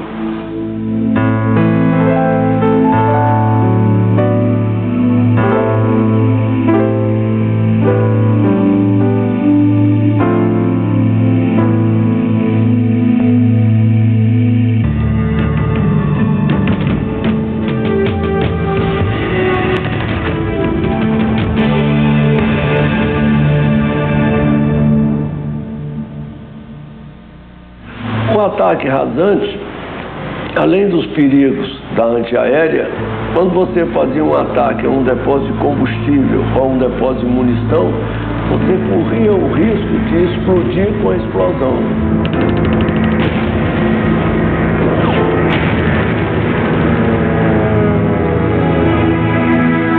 Porque uma coisa é ser abatido e a pessoa saltar de paraquedas. E outra coisa é você ver a pessoa bater no chão. Nós estamos atacando uma área grande de depósito de munição.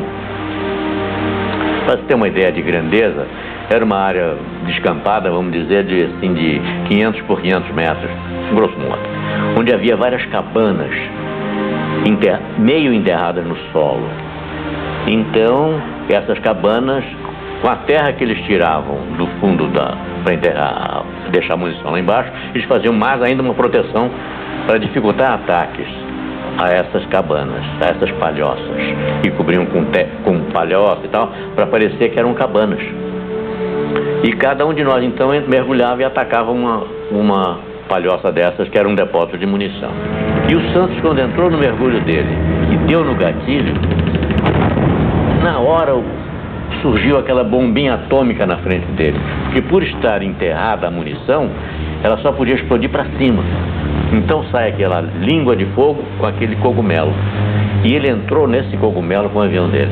Não pôde desviar, porque ele deu esse tiro a 200 metros do depósito, 300 metros do depósito, não tinha como escapar. Então eu presenciei tudo. Ao sair dessa bola de fogo, imagina a temperatura que estava. Eu não sei nem se ele já tinha morrido, não tinha morrido, mas estava completamente transtornado. O fogo era tanto, a temperatura tão alta, que quando saiu dessa bola de fogo, a asa direita dele se desprendeu como se fosse uma folha de papel. Saiu. O avião entrou no dorso e foi descendo. Ricocheteou no chão e foi cair mais adiante só. Eu só pude saber mais tarde, depois de terminada a guerra, eu fui ao norte da Itália, a nordeste, digo, porque o coronel Nero mandou 3 expedições para o território inimigo, recolher pilotos que tivessem saltado de paraquedas ou pilotos que tivessem morrido. E lá é que eu pude constatar então que o Santos, antes do avião bater, ele saltou do avião. Ele caiu, vamos dizer, uns 200 metros antes do avião bater no chão, no primeiro ricochete. E no segunda batida, então, é que o avião bateu, explodiu e fez uma cratera do tamanho dessa sala. Deve ter morrido na queda, é lógico, ou talvez já estivesse completamente desacordado, com temperatura, cego, talvez, não sei. É difícil dizer. Agora, eu constatei nessa oportunidade que os alemães não enterraram o Santos. Eles estenderam o corpo dele, cobriram com pedras e puseram uma cruz que eu trouxe, está em Santa Cruz hoje, na base aérea de Santa Cruz, com a placa de bronze, com os dados que ele tinha no dog tag, aquela identificação que nós tínhamos no peito. Eles puseram num bronze e puseram na cruz. Eu trouxe essa placa, tá aí. Então, aí é que eu vi que ele havia saltado do avião antes, porque eu não vi, não pude. Naquela afobação, vendo o homem morrer, é demais, não é? Não deu.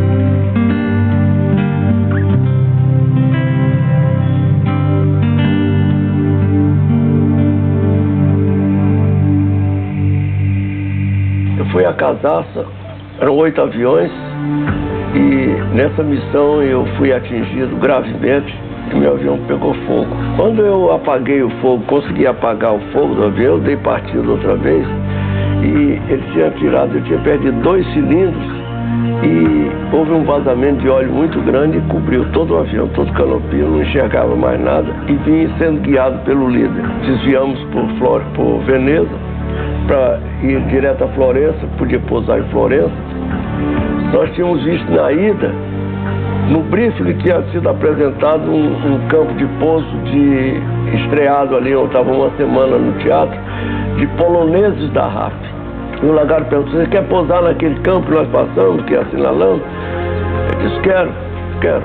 Aí ele me guiou, ficou atrás de mim, curva para a direita, curva para a esquerda, perde tantos pés de altura, eu fui perdendo, pousei o avião. Me lembro muito bem, eu estava lá na base, quando vi esse avião T-47, Thunderbolt, pousar e notei que tinha a insígnia da FAB, né? E também dava para se ver que ele tinha sido atingido, porque o avião estava encoberto com óleo. Quando eu posei sem rodas e fui até o final da pista.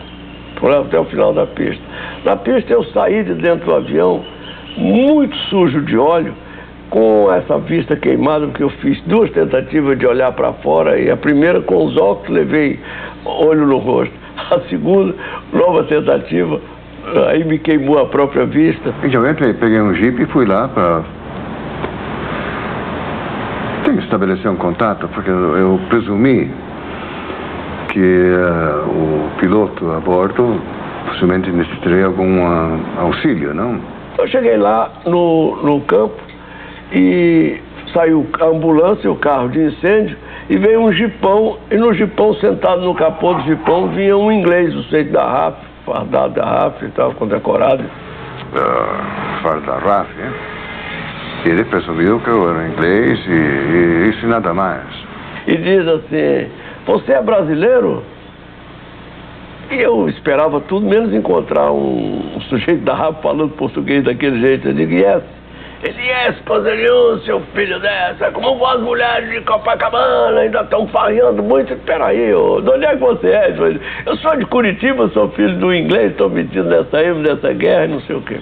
E depois dele ter sido, enfim, atendido na base, hospital da base e tal, nós fomos lá para clubes oficiais, onde eu lamento dizer que ele pegou um porre astronômico, porque que nessa esquadrilha era uma tradição de quando houvesse algum incidente fora do normal,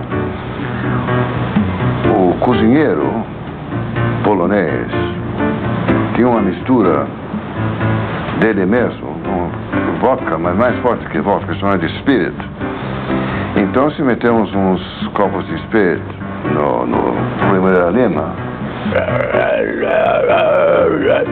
aquela vibração, devia ser fundo branco, né? Aí eu botei com eles todos, né? Eram 2 dedinhos, beberam, tiraram o copo, e eu fui tirar o copo, as 10 mãos seguraram o copo e eles me deram um pileque de vodka. Que ele terminou bem, vamos dizer, embriagado, não? Até chegar em uma turma lá de Pisa para socorrê-lo. Eu aí desmaiei, eu entrei numa coma alcoólica, perigosa. Veio um avião me buscar com o Eudo e o Gibson. Fui ao hospital de Livorno, também ainda sem acordar. Quando acordei no dia seguinte, eu estava cheio de fio no braço. E o que houve? Como é que eu estou? Aí o Lutero, porra, tia, quase tu morre de porre. Se me perguntar se tu morreu de guerra, eu disse, morreu de porre. O Lutero era filho do presidente Vargas, era nosso médico lá no esquadrão. E quando nós estávamos nesse diálogo, o Horácio telefonou lá de Pisa, perguntando como é que eu estava. Eu entrei na linha, falei com ele. Ele, você está pronto para fazer uma missão? Eu disse, estou pronto. Quer dizer, é porque não existia piloto, não é que a gente estivesse pronto ou não estivesse pronto, tinha que estar pronto, porque senão não saía a missão e tinha havido o Nero Moura tinha assumido a responsabilidade de cumprir 44 sortidas por dia. Aí eu fui para lá e voei.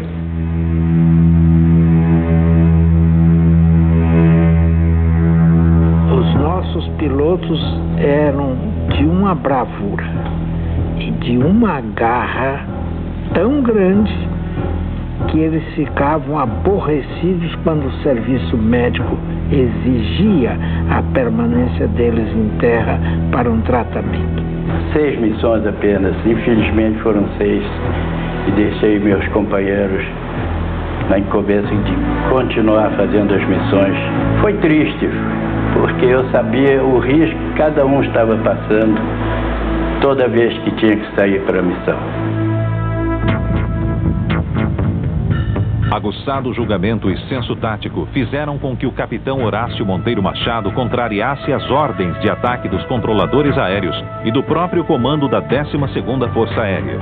O alvo que lhe deram era, na realidade, o 5º Exército Americano, que acabara de penetrar pela primeira vez as linhas inimigas no Vale do Pó.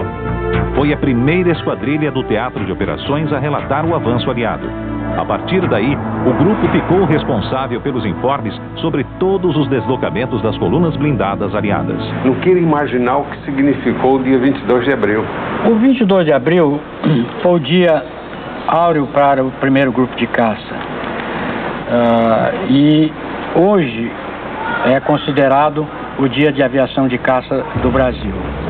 E a quantidade de ataques que o grupo conseguiu fazer ficou consagrado no papel em que o americano, propondo ao governo dos Estados Unidos que fosse dado ao primeiro grupo de caça a medalha americana chamada Presidential Unit Citation. Infelizmente, na época ela não foi entregue imediatamente, dizia-se que ela só poderia ser concedida a unidades aéreas americanas. E no ano de 82, nós recebemos a medalha aqui na base aérea de Santa Cruz.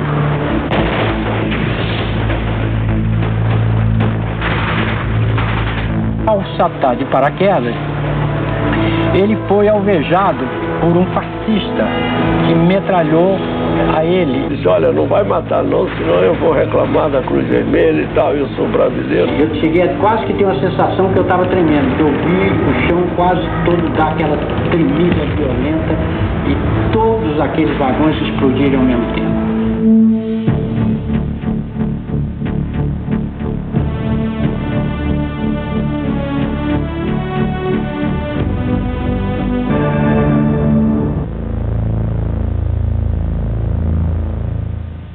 O 22 de abril foi o dia áureo para o primeiro grupo de caça. E hoje é considerado o dia de aviação de caça do Brasil.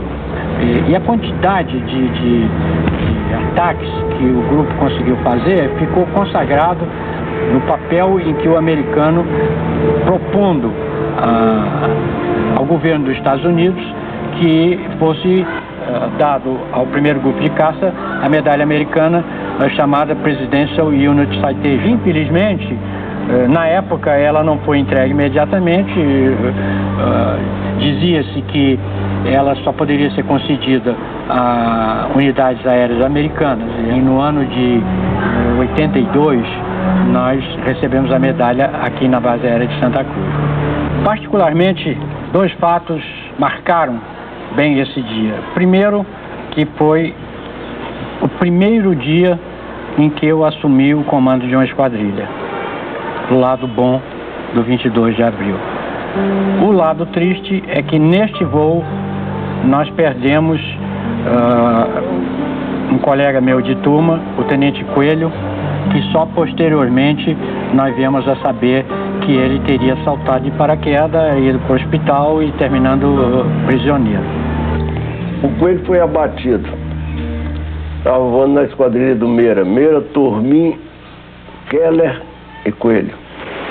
O alemão já estava perdido, espalhado pelo Vale do Pó, e o objetivo primordial era evitar que ele pudesse escapar de volta para a Alemanha e dificultar o máximo possível, destruir o que encontrasse no caminho. E realmente, quando nós estávamos já quase no final do regresso da missão, o meu ala, o Tormin, viu uma tropa alemã cruzando um rio que estava praticamente seco.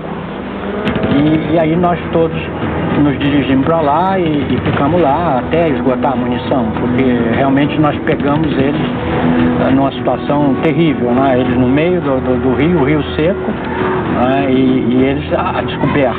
Então foi uma faxina, foi realmente uma faxina. Ele viu um tanque para atacar o tanque e a esquadrilha já tinha se retirado. Aí entra o veterano, com o número de missões que tinha, com a experiência que tinha.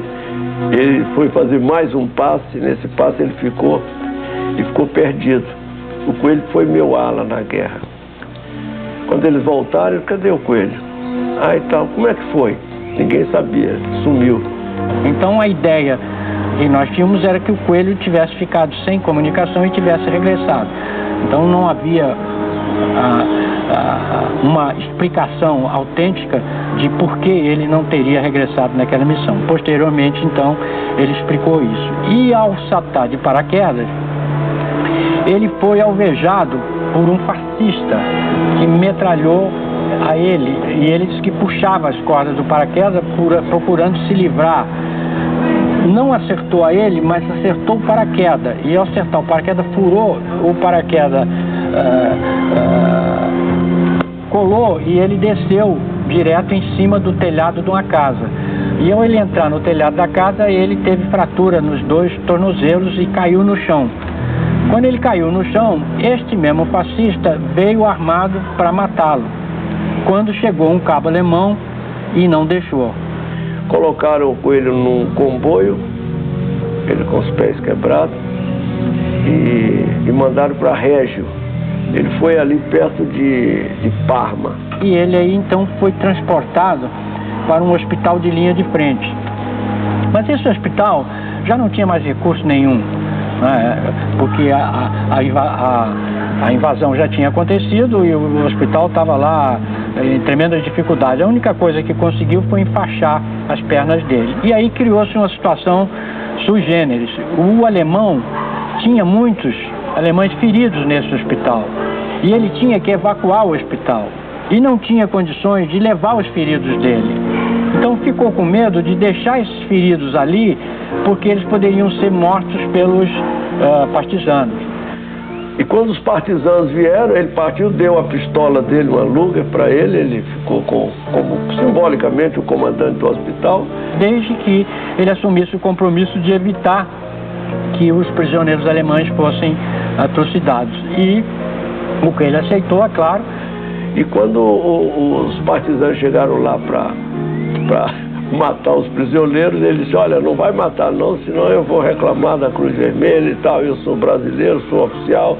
Aí ele se explicou, ele falava também italiano com ele, era um poliglota também, falava italiano, falava inglês, falava francês bem. E explicou, e os italianos então deixaram os prisioneiros com ele. Quer dizer, ele permaneceu no hospital. Quando o americano, as tropas começaram a chegar, ele entrou logo em ligação, e não só ele foi transportado para o lado, como também os doentes alemães foram protegidos de... Só aí então é que eu vim saber que realmente não tinha perdido um companheiro, apenas ele tinha ficado algum tempo fora da atividade.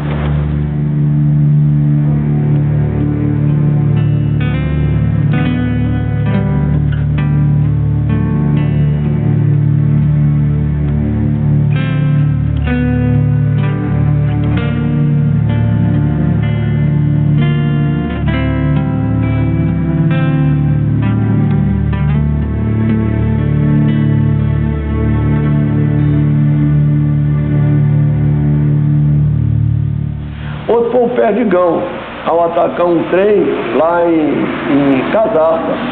Nós já havíamos praticamente terminado a missão e já estávamos regressando mais ou menos a 10 mil pés de altitude, quando o Perdigão avistou uma série de carros de estrada de ferro estacionados num pátio de manobra. E comentou: olha lá quantos carros, eu vou descer para atacar. Eu me lembro que eu ainda retruquei: Perdigão, eu acho que vai encontrar lixo, porque o alemão nunca deixou um vagão sequer num pátio de manobra, não é possível que essa quantidade, eu acho que tinha mais de 20 carros estacionados. Aí ele disse: não tem importância, mas eu vou lá para ver, você fica aí. Então eu fiquei como de cadeira cativa, eu e o Paulo sobrevoando e assistindo o ataque dele. Ele entrou no sentido longitudinal, que era comum, a gente atirando nos carros, dando aquelas rajadas curtas. E ele mergulhou e teve um pouco de sorte, porque começou a atirar ainda de uma certa distância. Então eu cheguei a ver aquela poeira se levantando das balas que atingiam o chão, quando repentinamente eu cheguei a quase que ter uma sensação que eu estava tremendo, que eu vi o chão quase todo dar aquela tremida violenta e todos aqueles vagões explodirem ao mesmo tempo. Uma coisa violentíssima. Todo mundo que estava voando no Vale do Pó chegou a comentar: olha lá, pô, chegou a fumaça a 10 mil pés de altura. Foi tão violenta que o Perdigão, não podendo mais sair, ele passou dentro do fogo da explosão. E no filme dele de combate, que ainda está até lá no museu, aparece um pedaço de trilho de uns 4 metros rodando na frente dele. Se aquele trilho pegasse no avião, provavelmente ele não voltaria ao Brasil, ele ficaria lá. Aí nós encostamos nele e aguenta aí que você está indo bem. Ele aí começou a se recuperar, mas nas pontas da asa tem a parte que cobre as luzes, é de plástico, aquilo tudo derreteu. Uma parte imensa do avião ficou preto, foi um negócio escandaloso.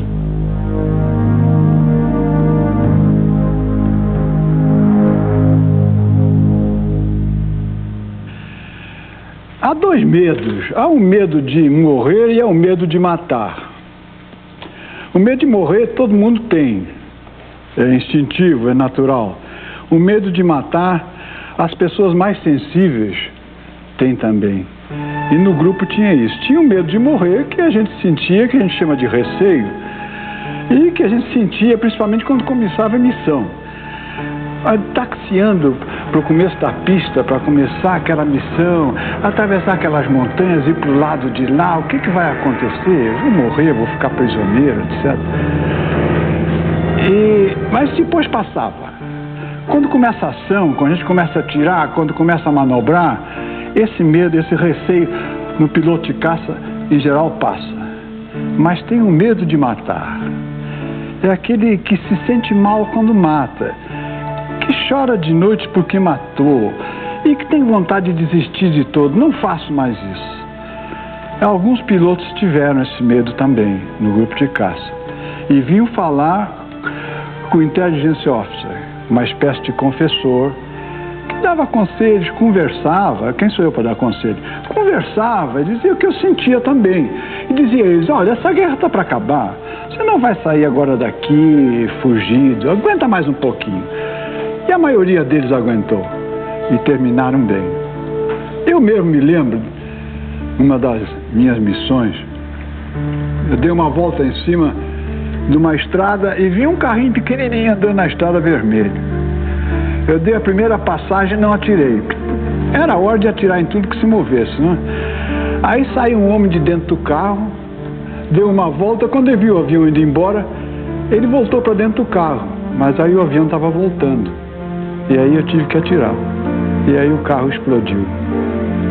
E é uma coisa que me repugna até hoje quando eu penso nisso. Coitado, né? Talvez não fosse nem de guerra, talvez fosse até contra os alemães. Morreu.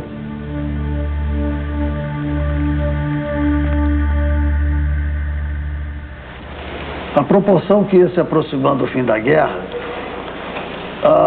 as missões, para nós, embora tivessem o mesmo perigo, a gente sentia que o risco era maior, porque morrer na véspera, só peru. E realmente era doloroso isso. E eu fui então fazer uma missão de bombardeio, e na hora que eu cheguei perto do alvo, me deu um receio. Puxa, então, será que eu vou entrar nesse fogo aí de 88? O céu estava preto. Aí eu pensei com meus botões: puxa, vai ser duro isso aqui. E aí eu resolvi fazer a missão de qualquer maneira, porque eu fazia ali, ou então eu estava derrotado. E fiz um mergulho, acertei as minhas bombas no alvo, recuperei e tudo se normalizou. Mas nada mais era do que o medo, que a gente tem que dominar. Não tem jeito.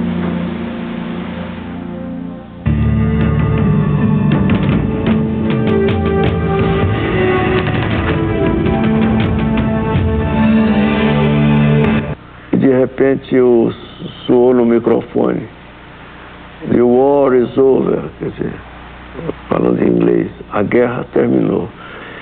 E eu vi muito marmanjo se debulhar, chorar. Era o fim da guerra, era o fim de uma matança cruel e injusta como o diabo. O comandante Alberto Martins Torres foi o piloto brasileiro com maior número de missões no teatro de operações. Fez 100 missões na Itália. Esta última ficou bem registrada em sua memória. Quando, a certa altura, o cooler, o controle de radar,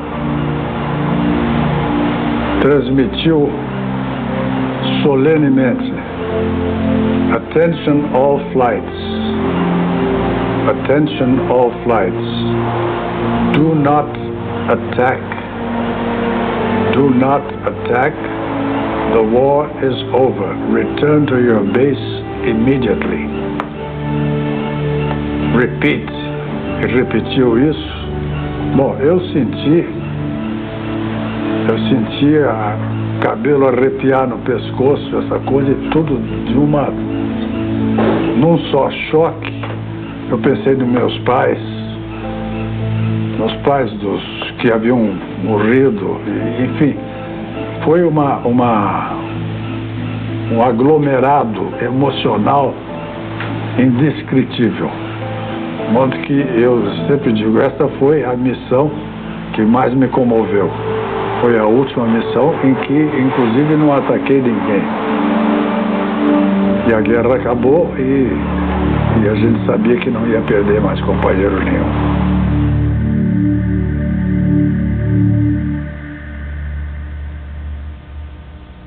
Todos Todos nós estávamos ansiosos para regressar ao Brasil. Para o pessoal de terra e parte dos pilotos de caça, o retorno foi de navio, junto com o primeiro escalão da FEB, a Força Expedicionária Brasileira. Embarcamos no General Meigs. General Meigs era um navio de transporte de tropa, como todo navio de transporte de tropa, não era nada confortável. Biliches em cima de biliches, tudo amontoado. Mas só o fato de nós estarmos voltando para casa foi a viagem mais maravilhosa que eu fiz. Nós fomos recebidos fora da Barra por milhares e milhares de barcos soltando foguete, bandas de música e o povo gritando, dando vivas. Olha, é uma coisa que até hoje nós temos essa lembrança bela, né? E jamais esquecida, não há jeito de esquecer. 19 pilotos foram escolhidos para trazerem, voando dos Estados Unidos, os P-47 que pertenciam ao Ministério da Aeronáutica e eram parte de um acordo firmado com os americanos. O Rio de Janeiro foi o destino final desta longa viagem. Chegamos aí no fundo da Bahia, com um céu azul, absolutamente azul, Cavu, não tinha uma nuvem, 16 de julho de 1945, nós todos muito emocionados, sabendo que na hora que tocasse a roda no chão, nós tínhamos voltado, nós estávamos em casa. Foi assim uma emoção muito grande. E Nero Moura comandou o mergulho. Antes de ir para os Campos dos Afonso, ele resolveu fazer uma passagem pela Avenida Rio Branco, Enseada do Botafogo, subir o Pão de Açúcar, descer Copacabana, ali pelo Leme. Quando ele iniciou o mergulho, disse assim: atenção, Jambox, vou mergulhar e mergulhei. Aí ele baixou o nariz para baixo. Ninguém abaixo do edifício da noite. O edifício da noite era o edifício mais alto que o Rio de Janeiro. Aí só ele passou acima do edifício. Todos os outros passaram abaixo do edifício. Após isso, o esquadrão reuniu-se em formatura e fomos posar no Campo dos Afonso. Eu aí pisei forte com o pé assim, Batista. Agora eu cheguei em casa. Agora eu tenho certeza que eu voltei. Aquilo foi assim uma coisa que me segurou assim um nó na garganta, como eu estou tendo esse nó aqui.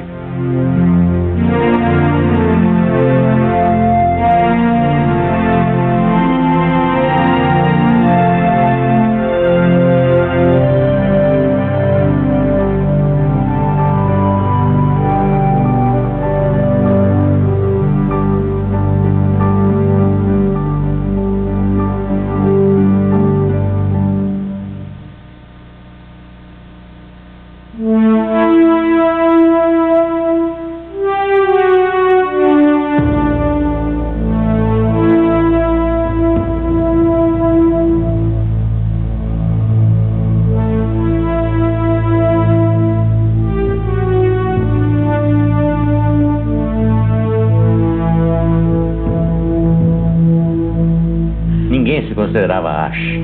Éramos todos iguais. E todos combatentes com uma finalidade única, que era a vitória, né?